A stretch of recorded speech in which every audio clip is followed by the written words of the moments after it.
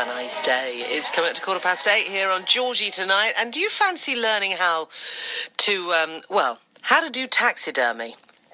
On roadkill, potentially.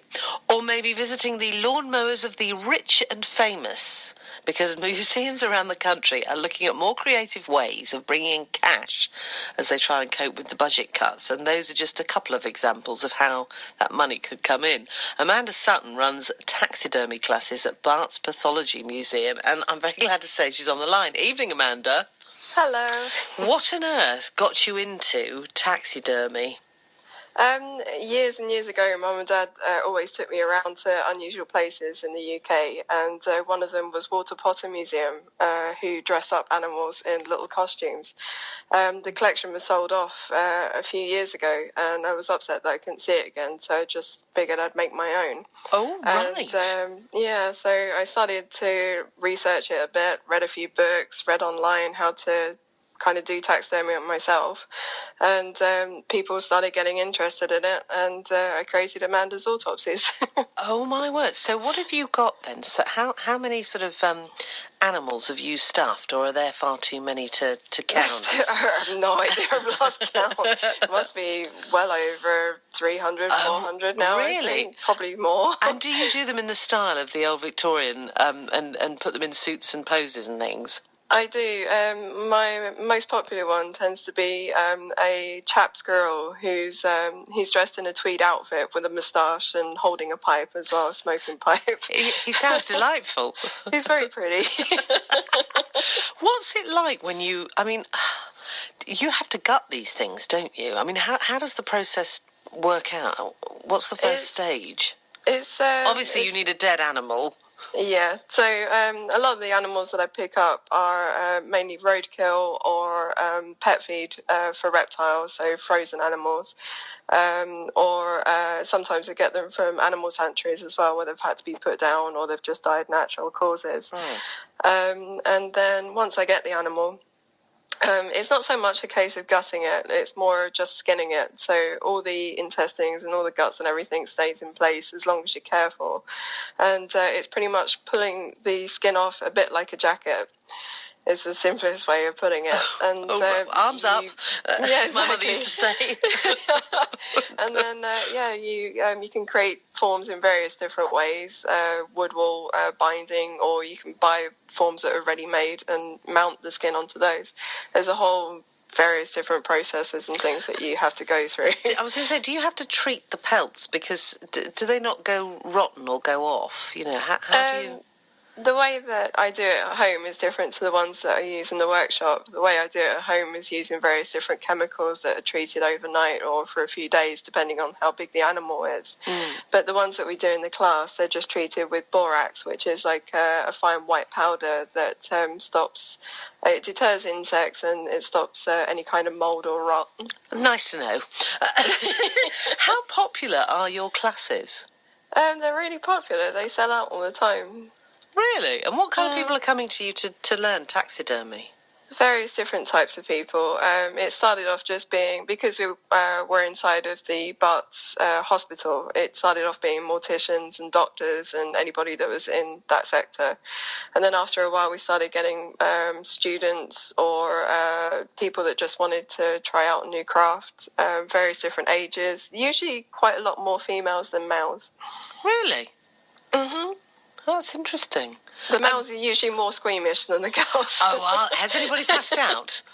Oh, my God. In the past few sessions that we've had, there's been at least one a session at the moment. No way. You've had a fainter. No. Oh. We had somebody faint about 3 or 4 times. Oh, no. Time. So did you just say, look, I don't think this is for you, actually. I think you may have to leave the room. That one left. They didn't even get started. But there are some that will just, they faint to begin with, and then they calm down and the adrenaline is passed and they can just get on with it. But sometimes they do have to leave because they just can't go. Yeah. I don't think I could. They thought that they could do it, and then they just decided that maybe it's not for them. And sometimes it just happens. Yeah. You know? What is the largest animal that you've dealt with, should I say, or is it just the small breeds that you? Because I only do it as a hobby, I can only really do it in the evening time or at weekends, so I tend to stick with smaller animals. But I've worked on a muntjac deer, which is it's one of the smaller deers that we have in the UK, which is about 3 foot high. Yes. And I went to Oxford Market a little while ago, and they had some boars hanging up outside of a butcher's. So I went into the butcher's and asked them if they would be willing to sell me just the head, and they did. So I came home with a boar head in a bag. Do you have a partner? I do, yeah, he's fine with it. I was going to say, the first date, I can see it now. Oh, don't mind that, it's just the boar's head in the boot. Unbelievable. Does he do it as well or not? Does he just leave that to you? No, he's never done it. He volunteers at the museum as well, taking photos of the session, so everybody can tag themselves in on Facebook and stuff. Oh my word! And he's never actually got hands on. Or hands in. Is the Path Lab a really good location for you, Barts Pathology?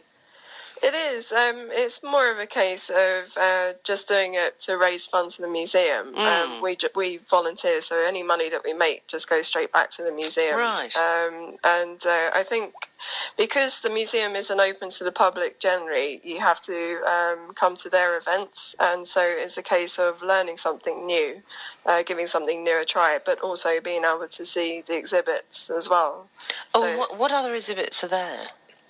It's a museum that's got 3 floors. So on the first floor, the bottom floor, that's the one the general public can see because all the specimens are over 100 years old, and that usually includes industrial accidents and diseases. Oh. There's a whole case at the back that is just dedicated to things found in rectums.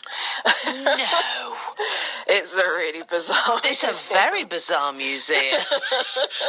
So you can only go on the ground floor. What about the second and third floor? What's dare I ask? What's there?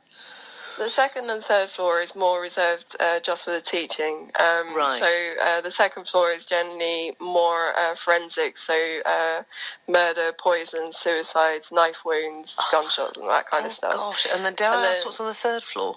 The third floor is the one that's not so accessible. That's mainly deformities. That's a bit more sensitive stuff way out there. Right, okay. If I came, I wouldn't be going to the third floor. No. I might not actually make it through the door, actually.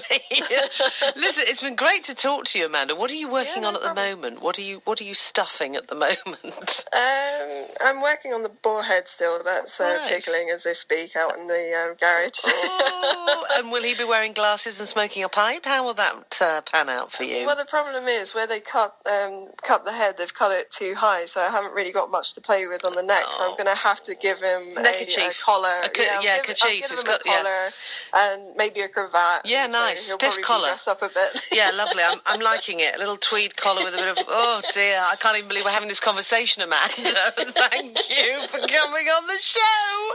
No problem at all. Really good to talk to you, Amanda Sutton. She runs taxidermy classes at Barts Pathology Museum. You see? You learn something new every day. Here we go then. Fleetwood Mac and Don't Stop. I'm going to be the spanner in somebody's works next.